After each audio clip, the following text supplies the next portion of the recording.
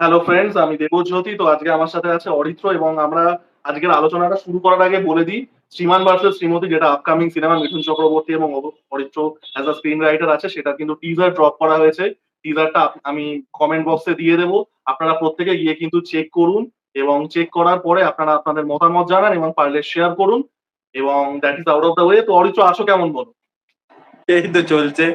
Cinema release 1লা মে, তো তাই জন্য এখন আমাদের প্রমোশনে দৌড়াদৌড়ি একটু চলছে।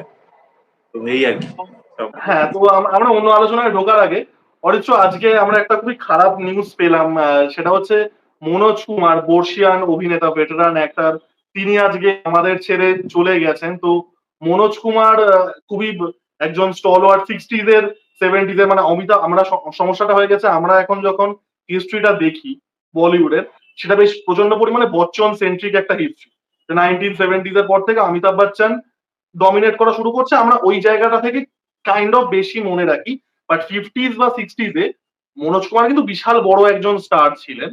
তো এবং সেই সময় মনোজ কুমার, রাজেন্দ্র কুমার বা তাছাড়াও তারও আগে থেকে যারা ছিলেন, দেব আনন্দ, রাজ কাপুর বা দিলীপ কুমার, তাদের যে কন্ট্রিবিউশনটা, সেটা কিন্তু আমরা অত বেশি আলোচনা করি না। ইভেন রাজেশ খান্নাকে নিয়েও কিন্তু অত বেশি আলোচনা হয় না। মানে ভীষণভাবে একটা বচ্চন সেন্ট্রিক একটা হিন্দি সিনেমার ইতিহাস হয়ে গেছে। তো মনোজ কুমার তিনি ন্যাচারাল কজেসেই আনফরচুনেটলি মারা গেছেন। প্রায় 88 বছর বয়স হয়েছিল তার এবং মানে তার অনেক কালজয়ী সিনেমা আছে। তুমি মনোজ কুমারের কি কি সিনেমা দেখেছো? মনোজ কুমারকে অ্যাকচুয়ালি আমাকে প্রথম আমার বাবা বলেছিল যে এই ভদ্রলোকের নাম হচ্ছে ভারত কুমার। হ্যাঁ, ওনার অ্যাকচুয়ালি উনি প্রতিটা ছবিতে ওনার ক্যারেক্টারের নাম হতো ভারত। তো সেই থেকে ওনার নামই পড়ে গেছিল ভারত কুমার। ঠিক আছে। আর ওনার একটা স্টাইল ছিল মুখে হাত দিয়ে থাকা।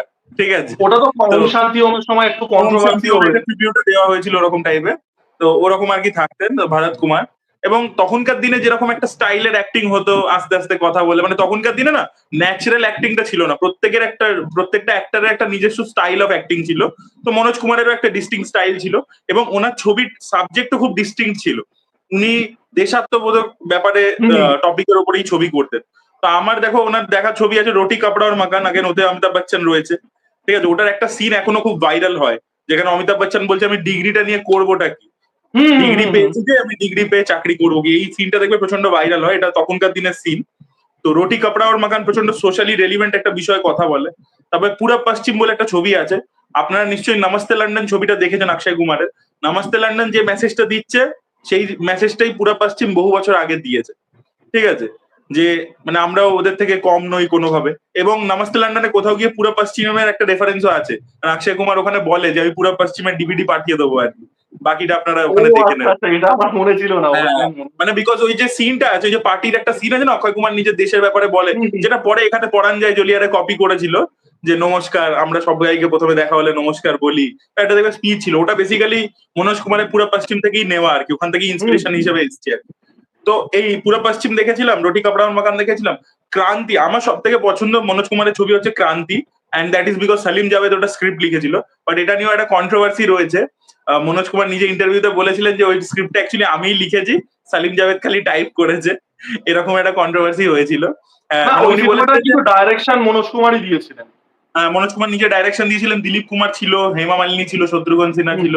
বিশাল বড় স্টার মাল্টি স্টারের ছবি ছিল, কিন্তু খুবই ভালো সিনেমা। এবং মানে দারুণ স্ক্রিপ্ট, মানে আমার হেভি মজা লাগে। মানে আমি ক্রান্তি ছোটবেলায় প্রথমে জি সিনেমাতে দেখেছিলাম, আমি তারপরে বহুবার দেখেছি, 8-10 বার দেখেছি ছবিটা, আমার খুব ভালো লাগে। মানে যারা দেখেনি তারা দেখতে পারে। এই যে এই যে রাজামৌলি আজকে আর টাইপের ছবি বানাচ্ছে, হ্যাঁ ডেফিনেটলি স্কেল ওয়াইজ নয়, মানে তখনকার দিন ওয়াইজ স্কেল বিশাল বড় ছিল ছবিটা। এই যে থাগস অফ হিন্দুস্তানে জাহাজের মধ্যে অ্যাকশন ট্যাকশন দেখাচ্ছে, হুম, হুম, সেই হুম। সব মনোজ কুমার তখনই করেছিল ক্রান্তির মধ্যে। ক্রান্তিতে সবকিছু ছিল, the scale was very big. এবং ক্লাইম্যাক্সটা খুব ভালো, ইমোশনাল খুব ছিল ভালো, হাইস্টের সব অ্যাঙ্গেলস ছিল, নানা রকমের ছিল। মানে ইট ওয়াজ মানে ন্যাশনালিজমও ছিল, তার সাথে একটা কেপার অ্যাঙ্গেলও কাইন্ড অফ ছিল। এই শত্রুঘ্ন সিনহার ফাঁসি হচ্ছে, সেখান থেকে ওকে কিভাবে ছাড়িয়ে নিয়ে যাচ্ছে গান টান গিয়ে। So it was a fun film. তো ওটা আমার খুব পছন্দ, ক্রান্তি ছবিটা। তো ওটা পছন্দ। আর এছাড়া আরেকটা ছবি দেখেছিলাম, ওটা প্রচন্ড ক্রিঞ্জ টাইপের ছবি, তখন he has past his prime. তখন 80s এ দ্য ফিল্ম ইজ কল্ড ময়দানে ক্লার্ক। যান কি? ময়দানে না না, যান কি? ময়দানে যান তো আরো পরে হয়েছে, ওটা তো 90s এ হয়েছে। ওটা তো 90s মানে হয়েছে। অক্ষয় কুমারও ছিল, অক্ষয় কুমার মানে হ্যাঁ, অ্যাক্টিংও হ্যাঁ, করেছিল। হ্যাঁ, ওটাও ভালো ছবি না। হ্যাঁ, ওটা খুবই খারাপ ছবি। বাট আমি হুম, বলছি হুম। 80s এ একটা ছবি এসেছিল ক্লার্ক বলে, ওই ছবিটা না, উনি ওটা আমি ডিরেক্ট দেখি। করেছিলেন। হ্যাঁ, ওই ছবিটা আচ্ছা। বিশাল ক্রিঞ্জ একটা টাইপের ছবি। ঠিক আছে, ওটা বিশাল লেভেলে মিম হয়। তো ওই ছবিটা একটা সিন আছে, মানে আই থিঙ্ক মোস্ট প্রবাবলি মনে হয় অশোক কুমার ছিল না কেউ ছিল, তো তার হার্ট অ্যাটাক করেছে, ঠিক আছে। তো মনোজ কুমার এসে বলছে যে আমি একটা টেপে গান চালিয়ে দিয়েছে, ঠিক আছে, একটা ন্যাশনালিজমের সং চালিয়ে দিয়েছে, বলছে এই গানটা শুনলে ওনার হার্ট অ্যাটাক ঠিক হয়ে যাবে, ওনাকে ডাক্তার দেখার দরকার নেই।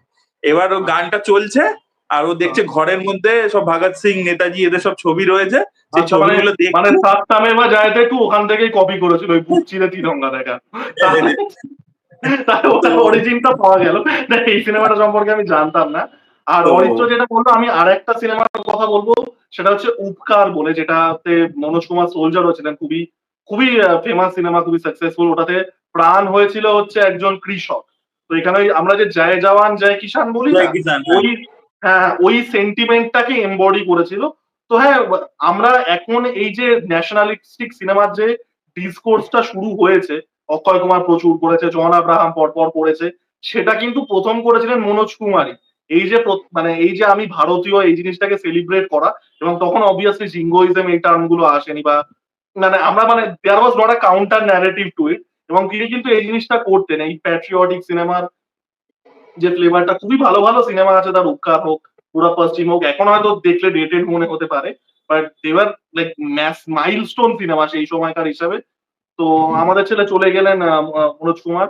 তো এটা গেল না, আমাদের ওনার প্রথম। ওনার কাজ নিয়ে মানে দেখো, আমি মানে মানে আমি এই যে ছবিগুলোর কথা বললাম, এই ছবিগুলো আমি মাল্টিপল টাইম দেখেছি এবং আই রিয়েলি লাইক হিম। এবং তখন আর কি উনি মানে ওই রকম একটা ন্যারেটিভ সেট করেছিলেন, মানে এই যে ন্যাশনালিস্টিক ছবি মানে রেগুলারলি তো হতো না, তখন তো রোমান্টিক ছবি বা অমিতাভ বচ্চন এক টাইপের ছবি করছে, অ্যাকশন ছবি। So they didn't have any kind of message. তো সেইটা কিন্তু মনোজ কুমার ইনভেন্ট করেছিল, যেটা পরে তুমি বললে অক্ষয় কুমার, জন আব্রাহাম এরা অনেকেই করছে, তখন it was invented by him. And ওনার ছবিতে একটা ওনার ক্রিটিসিজমও ছিল, দেখবে ওনার একটা ইন্টারভিউ আছে, কানাডার একটা চ্যানেল ছিল ITBM বলে সামথিং, ওখানে মিঠুন দারও একটা ইন্টারভিউ খুব ফেমাস, দেখবে প্রচন্ড ভাইরাল হয়েছিল, আচ্ছা ঠিক আচ্ছা, আছে। হ্যাঁ হ্যাঁ, আমি কোন চ্যানেলটার কথা, আমি মিঠুন চক্রবর্তী ইন্টারভিউটা দেখেছিলাম 80s-এ। মিঠুন 80s এ। চক্রবর্তী বোধ হয় 25টা ওইখানে সিনেমা ওই সাইন সেম করা ওখানে। চ্যানেলে, ওই সেম চ্যানেলে ওই ভদ্রমহিলা, ওই ওটা একটা বেসিক্যালি কানাডার একটা চ্যানেল ছিল, টেলিভিশন চ্যানেল। সেই ভদ্রমহিলা আর কি এই মনোজ কুমারকেও ইন্টারভিউ করেছিল। তো সেখানে আর কি ক্রিটিসিজম পয়েন্টটা উঠে এসেছিল যে ওনার ছবিতে যেহেতু কোনো অ্যাজ সাচ, যেহেতু মেসেজিং আর কি, ছবিটার মধ্যে মেসেজিংটাই মেন, তো উনি কি করতেন, একটা হিরোইনকে রাখতেন এবং তাকে দিয়ে কিন্তু কোনো সিডাকটিভ গান করাতেন, জানো তো। মানে ছবিটাকে সেলেবল করার জন্য একটা হিরোইনকে আচ্ছা, একটু রিভিলিং ড্রেসেস পরিয়ে নাচ টাচ এইসব কিন্তু করাতেন সেই সময়। না এটা নিয়ে সেটা একটা তো দেখো, ক্রিটিসিজম। আমি এটাকে আলাদা করে, এটা আমি জানতাম না। এবার ব্যাপারটা হচ্ছে 70s 80s-এ তো এই সর্ট অফ মেল গেজি ব্যাপার স্যাপার তো 80s-এ তো প্রচন্ড হয়েছে, সেটা মনোজ হ্যাঁ, কুমারের পরের সময়। হুম। উনি উনি আগেও করেছেন, মানে তুমি দেখবে এই যে ছবিটা ওই পুরো পশ্চিম, ওখানেও আর কি ওই রকম মানে সায়রা বানু ছিল হিরোইন। তো তো সায়রা দেখেছি। বানুকে আর কি ওরকম ভাবে প্রেজেন্টেশন মানে উনি করেছিলেন আর কি। তো ওইটা নিয়ে প্রচন্ড হাইপ হয়েছিল, মানে উনি এন্টারটেনমেন্ট ফ্যাক্টরটা মানে যেটা, যেহেতু ছবিটা আর কি প্রচন্ড ন্যাশনালিস্টিক হতো, তাই জন্য ওইভাবে আর কি যাতে দর্শক আসে, হলে চলে আসে, ওরকম একটা ব্যাপার রাখতেন আর কি। তখনকার দিনে তো পোস্টার টোস্টার দিয়ে আর কি প্রমোশন হতো, তো ওটার মধ্যে ওই ব্যাপারটা হ্যাঁ, রেখে দিতেন, একটা অ্যাডাল্ট টাইপের ব্যাপার। এবং তখন কিন্তু দর্শক যদি ভাবে যে একটা বিকিনি পরা সিনে আর এমন কি ব্যাপার, তখন যেহেতু লোকের কাছে ইন্টারনেট ইত্যাদি ছিল না, তো লোকে এইটা দেখার জন্যই হলে চলে যেত। মানে আপনাদেরকে বলি, Sharmila Tagore evening in Paris বলে একটা শাম্মী কাপুরের ছবি হয়েছে, সেটা নিয়ে যা কন্ট্রোভার্সি হয়েছিল। সেটা নিয়ে বিশাল কন্ট্রোভার্সি হয়েছিল because she or a bikini. So এগুলো তখনকার তুমি দিনে আর কি বিকিনি বিশাল বাদ ব্যাপার দাও, ছিল। সত্যজিৎ রায় সীমাবদ্ধ সিনেমাটা তো নিশ্চয়ই দেখেছো। হ্যাঁ, সেখানে ঘামে একটা ব্রাড স্ট্র্যাপ ভিজিবল হয়েছিল অ্যাক্ট্রেসের। হ্যাঁ। সেটা নিয়ে সত্যজিৎ রায়কে ক্রিটিসাইজ করা হয়েছিল যে মানে এটা ইনডিসেন্ট, এটা রুচিশীল নয়, মানে ডিফারেন্ট টাইপ। হুম। যাই তো হোক, এবার আমরা আর কি আমাদের টপিকে চলে আসি আমরা। তবে হ্যাঁ, আশা করবো যে মনোজ কুমারের মানে আত্মা শান্তি পাক, রেস্ট ইন পিস। উনি খুবই বড় অবশ্যই, হ্যাঁ। আর্টিস্ট ছিলেন। উনি একটা সার্টেন কাইন্ড অফ ছবি তৈরিও করেছিলেন, যেটা আজকে আপনারা দেখেন। সো ইয়া, হ্যাঁ।